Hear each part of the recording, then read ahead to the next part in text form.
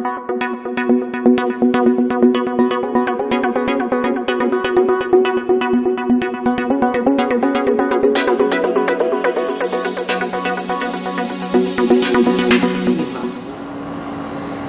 vão surgir outros teóricos que vão amplificar esta teoria, vai surgir a segunda teoria, que é a teoria documental fragmentária. O que essa teoria, então, ela aborda? A teoria documental fragmentária, ela vai dizer que as fontes da Torá são aleatórias, tipos de retalhos que foram costurados uns aos outros, né?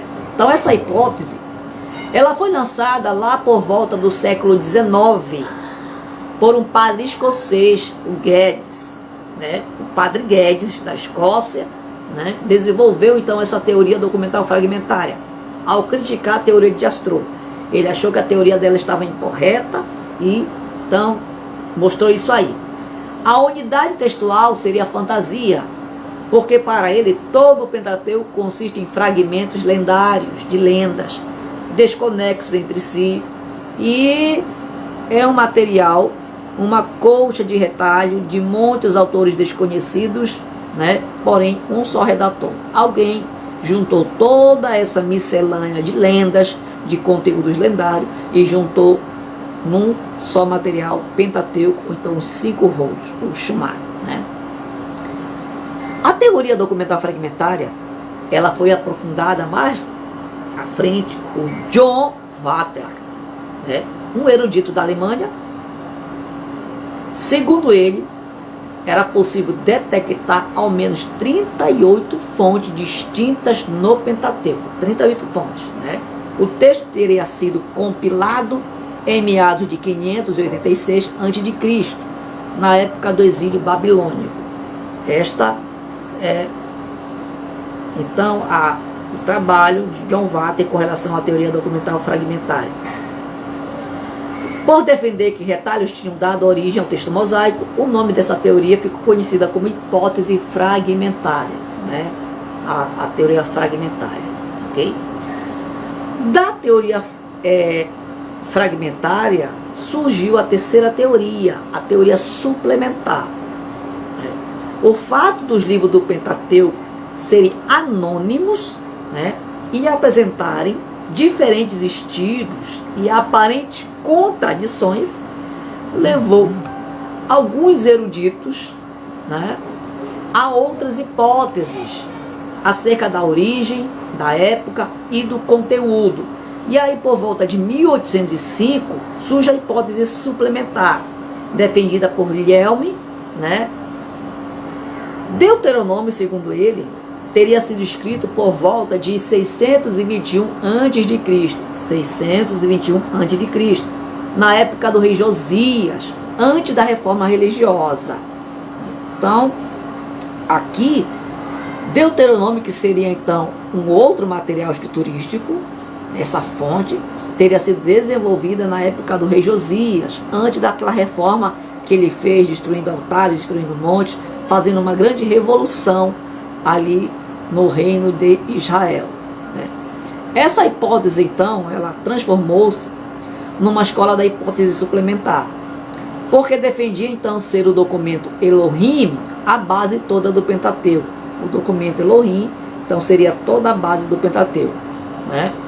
Que posteriormente se incluiu o documento Yahvé, né? Fez a junção ali e se incluiu esse outro documento.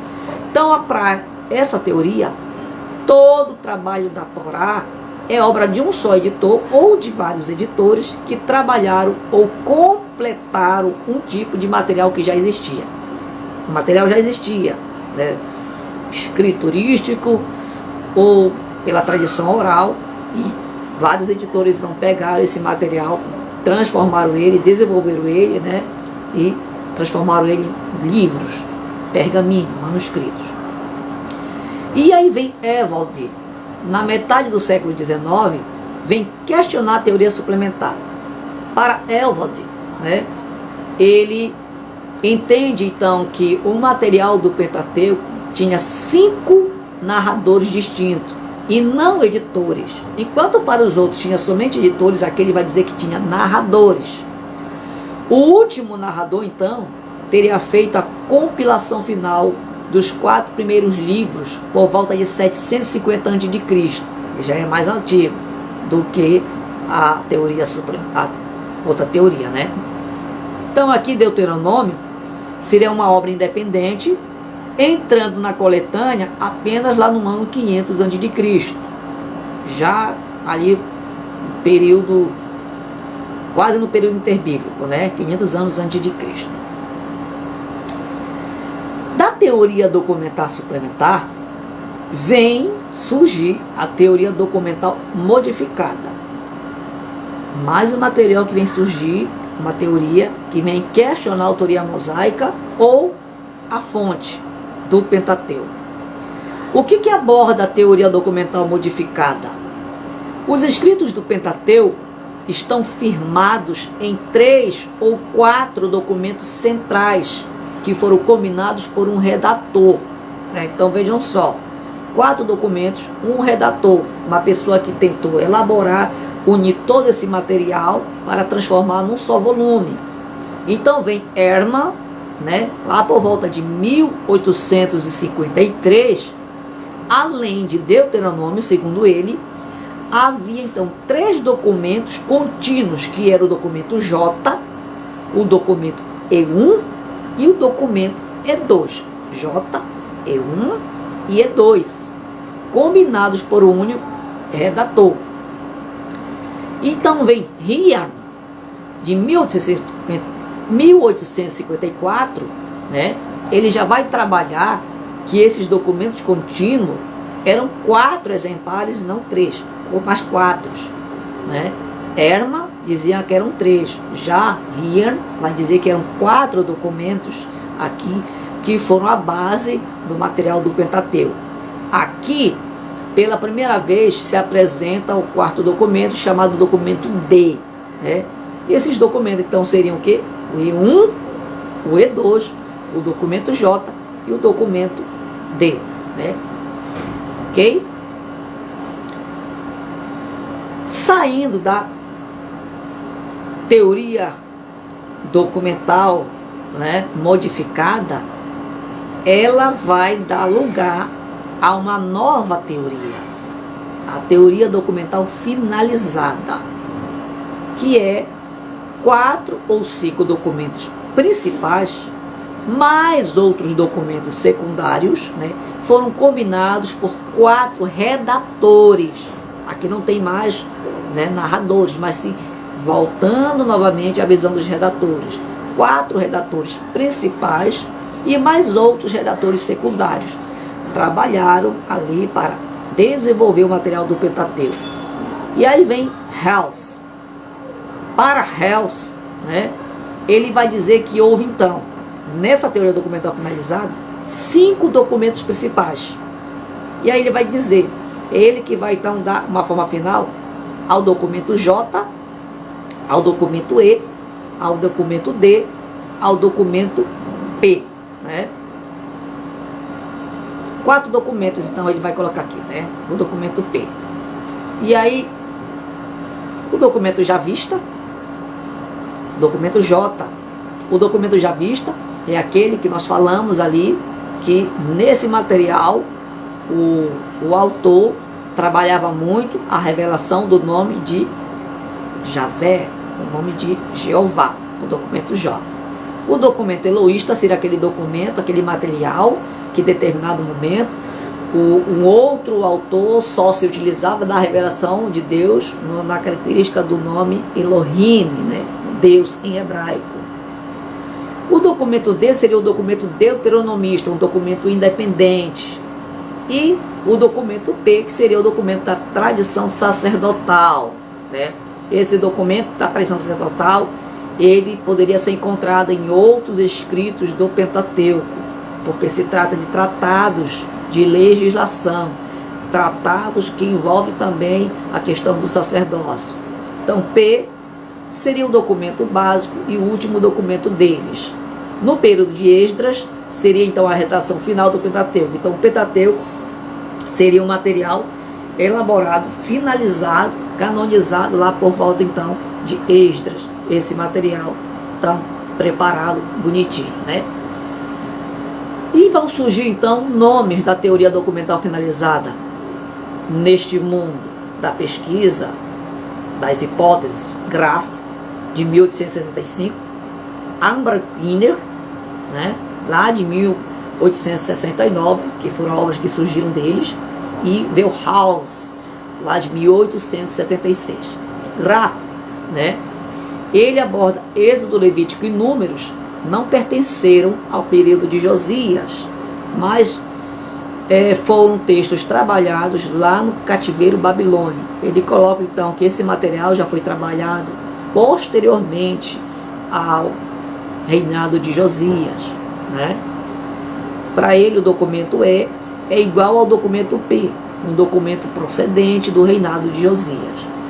Um documento procede, mas Êxodo, Levítico e Números seriam um trabalho ali do cativeiro babilônico. O Kilner levou a teoria de Graff para a Alemanha, e lá na Alemanha, lá em 1869, ele publica a sua obra A Religião de Israel, né?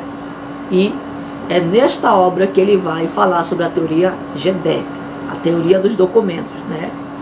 Jeovista, Eloísta, Deuteronomista e a fonte P, né? O documento P, que seria o documento sacerdotal. O Wellhaus, então, ele populariza essa teoria, essas variantes documentais, e ele populariza, então, em 1876. Vamos ver mais detalhes sobre, então, a teoria da hipótese Graff-Wellhaus. Lá por volta do século XIX, né, então, a hipótese do Graff-Wellhaus, ela torna-se o ápice, a base fundamental de toda a autocrítica. Por quê? Porque esses dois, eles começaram a usar a teoria da evolução religiosa de Israel como um dos meios para distinguir, né, os supostos documentos que constituiriam o Pentateuco e para sua datação. Se um documento ele parecia ter uma teologia mais abstrata do que o outro, segundo eles, né, este havia sido redigido numa data posterior, já que a religião ia ficando cada vez mais complicada, a religião ia se sofisticando mais, e então aí Israel ia se progredindo como civilização, ia se desenvolvendo, né, ia crescendo em conhecimento, em população, em erudição, e a religião também, segundo eles, passava também por essa transformação cultural no decorrer dos anos, até chegar numa religião com todo o aparato que você pode estudar e analisar.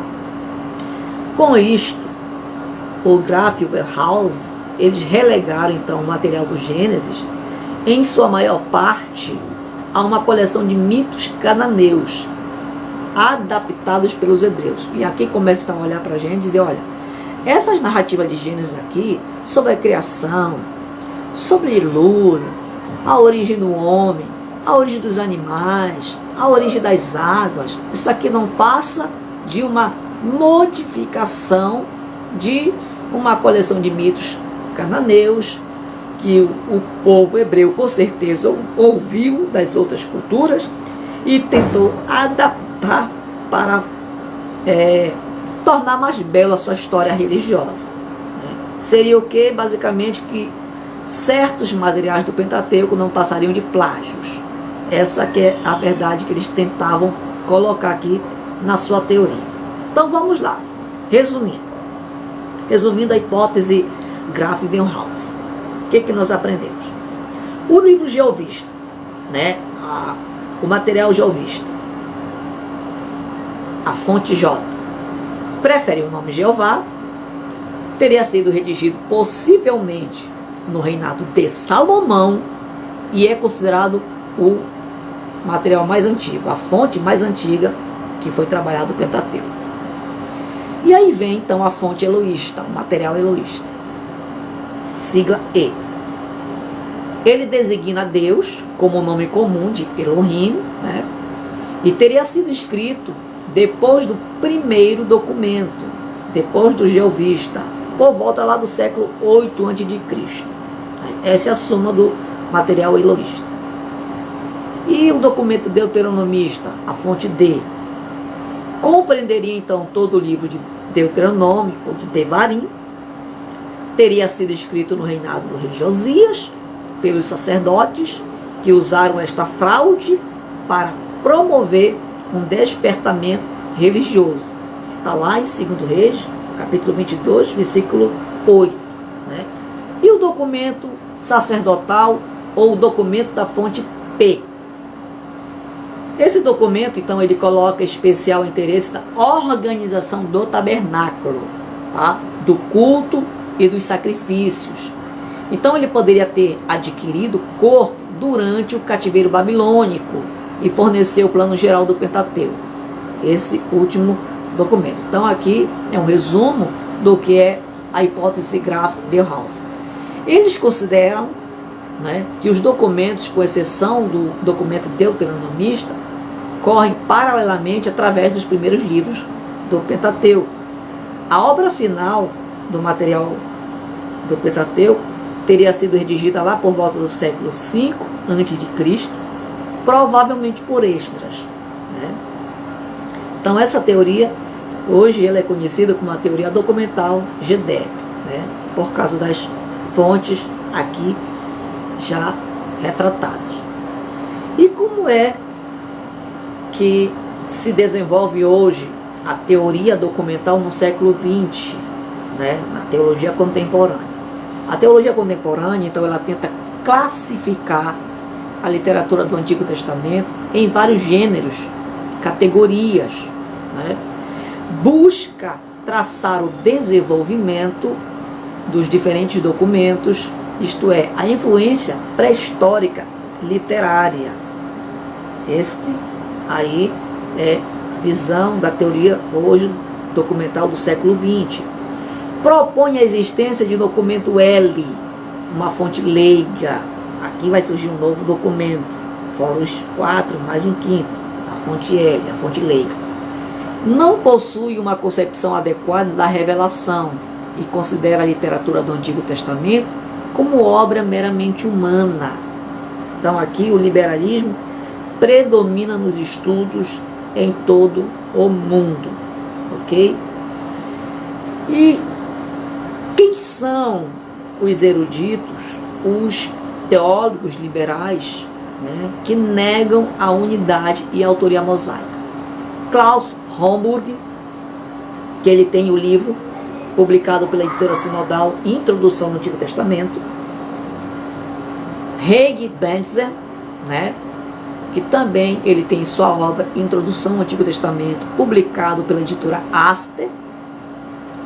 Selle e Forrer, de Introdução ao Antigo Testamento, publicado pelas edições paulinas, você pode estar adquirindo esse livro. E Introdução ao Antigo Testamento, da editora sinodal, de Werner Smith, né? Werner Smith. Então esses são os teólogos liberais que negam a unidade do texto mosaico e a autoria de Moisés. Por outro lado, quem são os eruditos, os teólogos renomados que defendem a unidade e a autoria mosaica? Quem são? Edward Young, ele tem a sua obra Introdução ao Antigo Testamento, da editora Vida Nova. Clyde Francisco, Introdução ao Velho Testamento, da editora Juerp. Gleason Archer, né, que ele escreve um livro muito conhecido, Merece Confiança no Antigo Testamento, da editora Vida Nova, um livro muito utilizado nos seminários teológicos do Brasil. Stanley Erlsen, né, que também tem um livro muito conhecido, Conheça Melhor o Antigo Testamento, da editora Vida. E W.S. Larson, né, D.A. Hubbard e F. Burch, de Introdução ao Antigo Testamento, da editora Vida Nova também. Então aqui são alguns nomes de teólogos conservadores que defendem a unidade do texto mosaico e a sua autoria. Os eruditos, vamos estar refutando aqui as teorias GEDEP. Os eruditos conservadores, eles rejeitam, então, categoricamente, né, a teoria documental GEDEP. Dizem que os títulos de Deus não estão distribuídos no Gênesis de maneira tal que se possa dividir todo o livro como sustento os da teoria documentária, né? Não se encontra o nome Jeová em 17 capítulos, mas os críticos atribuem porções de cada um desses capítulos ao documento jeovista, né? Terceiro ponto, não seria estranho Moisés ter designado a Deus com mais de um título. Por quê? Porque Moisés, no deserto, gente, ele está tendo uma revelação progressiva da divindade. Dependendo da ocasião, do momento, Deus se manifestava, se revelava de uma forma, né, que o povo compreendesse. Podemos ver aí Abraão. Abraão conhecia a revelação de Deus de uma maneira, mas quando ele se encontra com Melquisedeque, ele reconhece que a divindade adorada por Melquisedeque, Elion, o Altíssimo, era um Deus que merecia atenção e merecia ser adorado. Da mesma maneira como no período de Jó, que a revelação de Deus para Jó já foi designada numa outra verdade. Jó conhecia Deus como El Shaddai, o Todo-Poderoso. Então, vocês conseguem entender? Para Abraão, Deus se revelou como Jeová Rafá, o Senhor que cura. E aí por diante, os vários nomes de Deus, os seus títulos, designam o seu caráter, quem ele é. Então, era progressiva essa revelação de Deus aí no período do Pentateuco. E não é estranho que Moisés, então, tenha compreendido esse Deus numa grande magnitude, certo?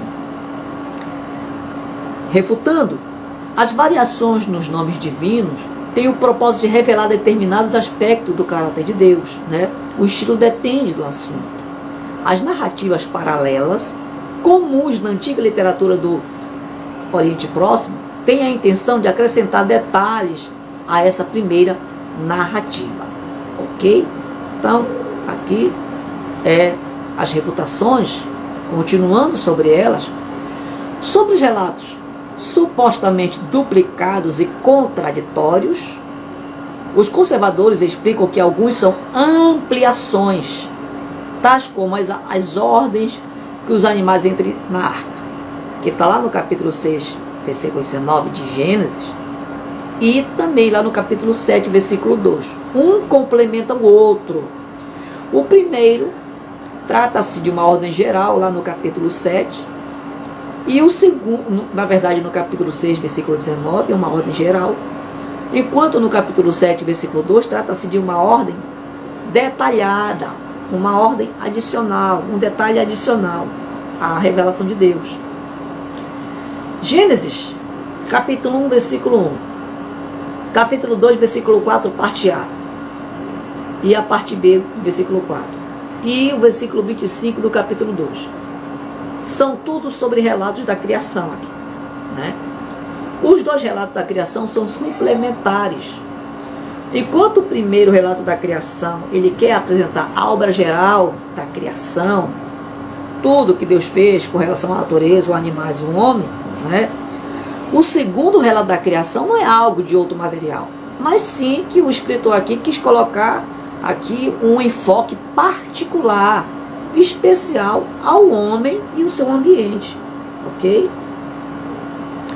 Gordon Verman, erudito contemporâneo, versado em Antigo Testamento, diz que as diferenças de estilo usadas para distinguir as fontes do Pentateuco já não têm significado à luz das antigas convenções literárias. Então, o que muitas teorias defenderam no passado, hoje já caiu por terra, por causa de novas convenções literárias, que partiram sim para uma nova visão, uma nova cosmovisão, uma nova interpretação de mundo, baseada em fontes da literatura, e hoje se vê, né, esse material de uma outra cosmovisão.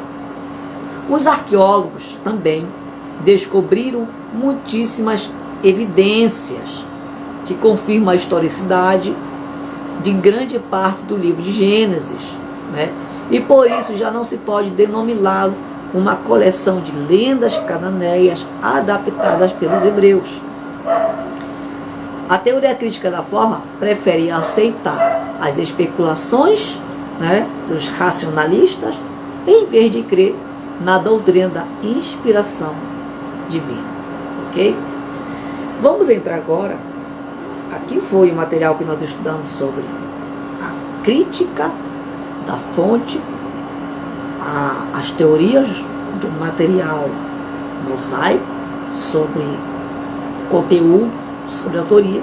Vamos abordar aqui sobre o panorama, né, onde se deu o contexto do Pentateuco. Primeiramente, o contexto ali do Oriente Médio, né? Tudo começou ali, no Oriente Médio. A história da humanidade começa ali no Extremo Oriente, no Oriente Médio, no Oriente Próximo, né? Por volta mais ou menos 5.000 anos atrás, a escrita foi desenvolvida, a escrita foi inventada pelos mesopotâmios, lá no Crecido Fértil, né, que abrange a região da Mesopotâmia, entre o rio Tigres e Eufrates. O Oriente Médio ocupa então uma posição crucial entre o Extremo Oriente e a Europa Ocidental e a África, né? Fica ali um triângulo ali, fazendo a junção entre 3 continentes: a Ásia, né, de um lado, Europa, né, mais acima, e mais ao sul a África, né?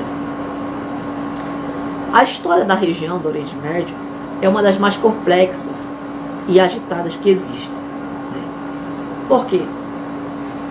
Ali no Oriente Médio nasceram, gente, a partir do núcleo mesopotâmico, os grandes impérios.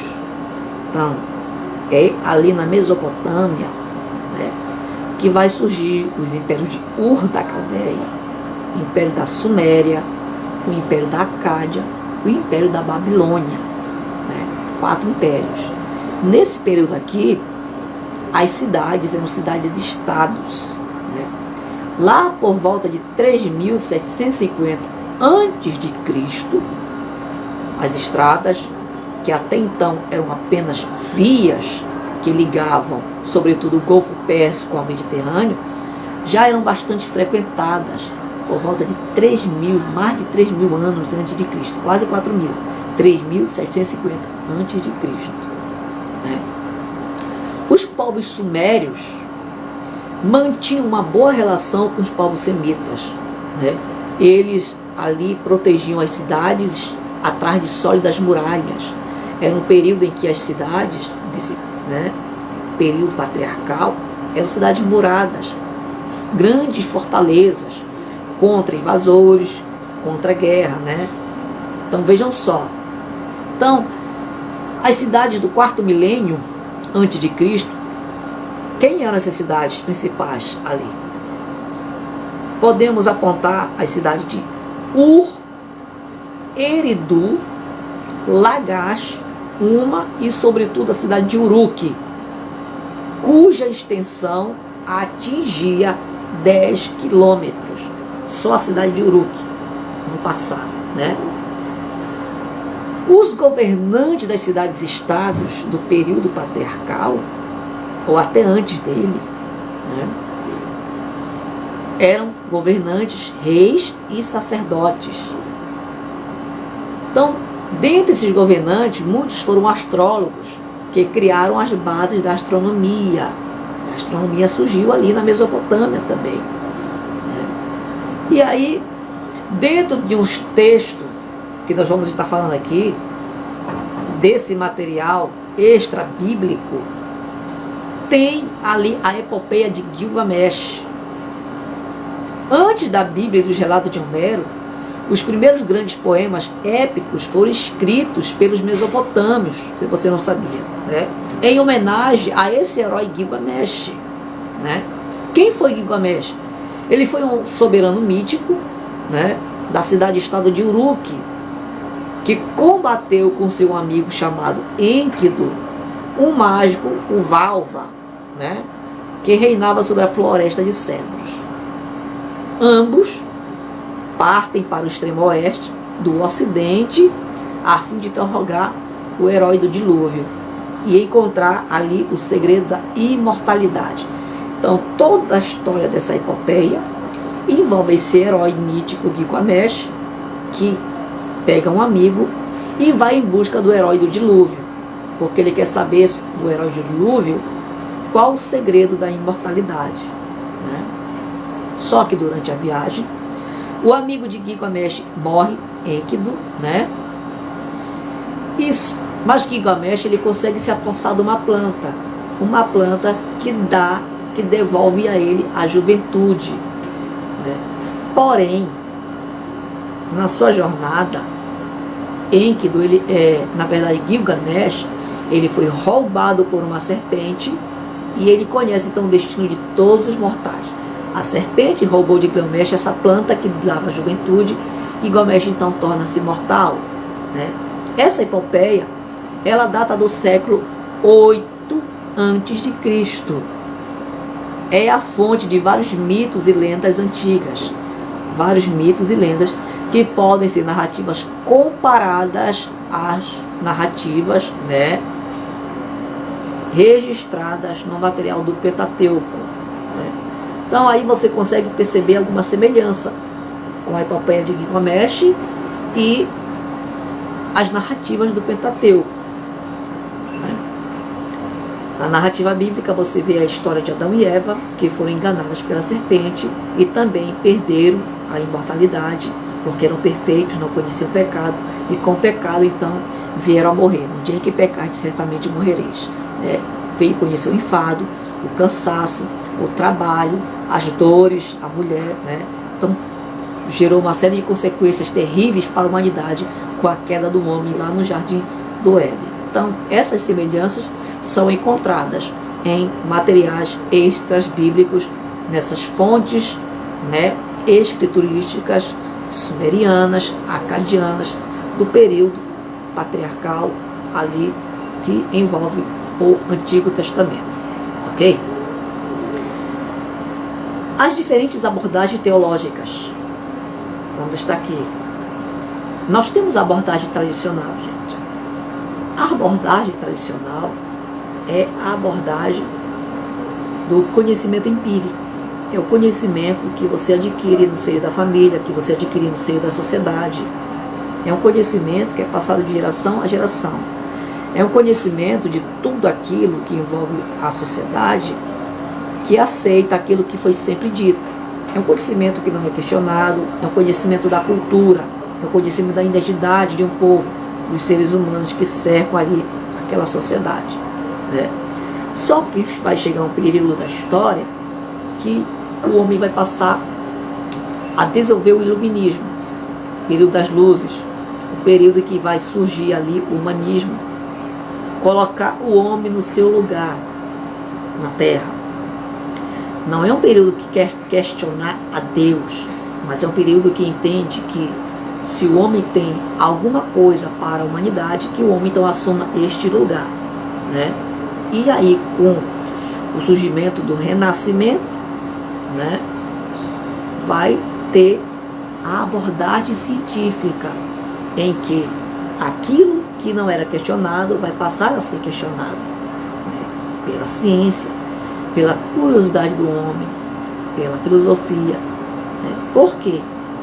Enquanto a abordagem tradicional ela aceita o que sempre foi dito, a abordagem científica ela vai aceitar aquilo que vem da metodologia científica, né? Você questiona, você vai investigar para ver se determinada coisa é verossímil, é verdadeiro. Então, lá no século XX, vai haver esse intercâmbio entre a abordagem tradicional e a abordagem científica, né? E aí, com relação a isso, o primeiro foco dessas abordagens científicas vai ser justamente o material do Pentateuco. Então, o Pentateuco é a primeira parte do cânon sagrado a ser estudado cientificamente, ok? Nós vamos estar parando aqui, né, nesta nossa aula, ok? E no próximo sábado vamos estar mais uma vez, continuando a nossa aula, ministrando o material do Pentateuco para você. Não perca a nossa aula, se inscreva no canal do YouTube, o nosso canal lá, ok? Incandescente na Teologia, Incandescente na Teologia. Você pode estar acessando o nosso canal no YouTube, acessando também no link, ok? A descrição que nós vamos estar colocando para você aí, a inscrição na disciplina Pentateuco. Deixe o seu comentário aí, nós vamos estar respondendo a sua dúvida, a sua pergunta, e eu espero você, eu aguardo você no nosso próximo encontro. Amém? Fica com Deus, fica na paz. Este aqui foi o nosso material, a aula de hoje sobre o Pentateuco, a Torá. Muito obrigado.